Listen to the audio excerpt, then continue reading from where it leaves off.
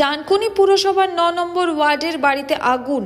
ঘটনাস্থলে দমকলের একটি ইঞ্জিন। এদিন সন্ধ্যায় আচমকা পুরসভা সংলগ্ন এলাকার একটি বাড়িতে আগুন লাগে।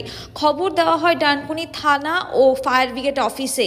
ঘটনাস্থলে দমকলের একটি ইঞ্জিন এসে আগুন নিয়ন্ত্রণে আনে। স্থানীয় সূত্রে জানা গেছে, ওই বাড়িতে কেউ বসবাস না করলেও সেখানে মকটেল জাতীয় তরল পদার্থ এবং কিছু প্লাস্টিক গ্লাস মজুদ ছিল। সেই কারণে আগুন নেভাতে সময় লাগে ফায়ার ব্রিগেড কর্মীদের। ঘটনায় হতাহতের কোনো চিহ্ন পাওয়া যায়নি, তবে লক্ষাধিক টাকার ক্ষয়ক্ষতি হয়েছে বলে দাবি করেছে বাড়ির মালিক।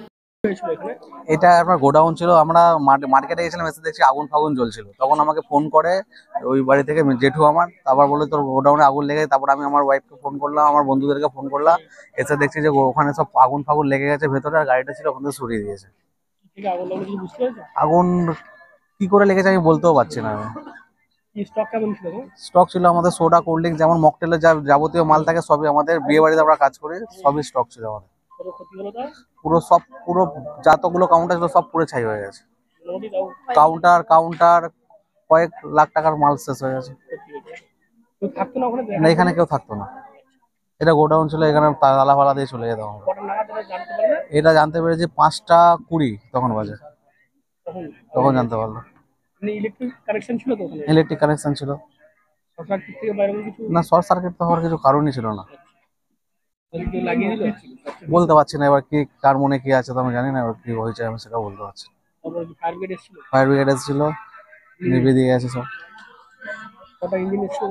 একটা ইঞ্জিন এসেছিল, না কারো ইনজুরি কিছু হয়নি। সৌমেন হালদার।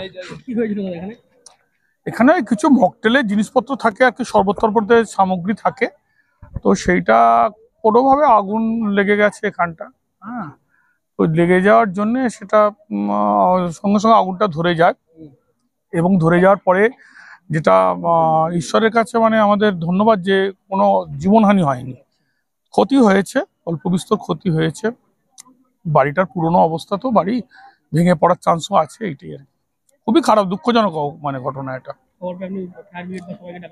হ্যাঁ, ফায়ার ব্রিগেড অলরেডি এসে গিয়েছিল। আমি ঢুকতেই তারপরেই আমার পাড়ার ছেলেমেয়েরাই সব ছিল, সবাই এসছে, সবাই আন্তরিকভাবে চেষ্টা করছেন যাতে এটা একটা করা যায়। না, এখনো পর্যন্ত কারণ না, এই বাড়িটা কেউ থাকতো না, সব ফ্ল্যাটে থাকতেন, এখানে স্টক থাকতো আর কি, জিনিসপত্র গোডাউনের মতো ছিল।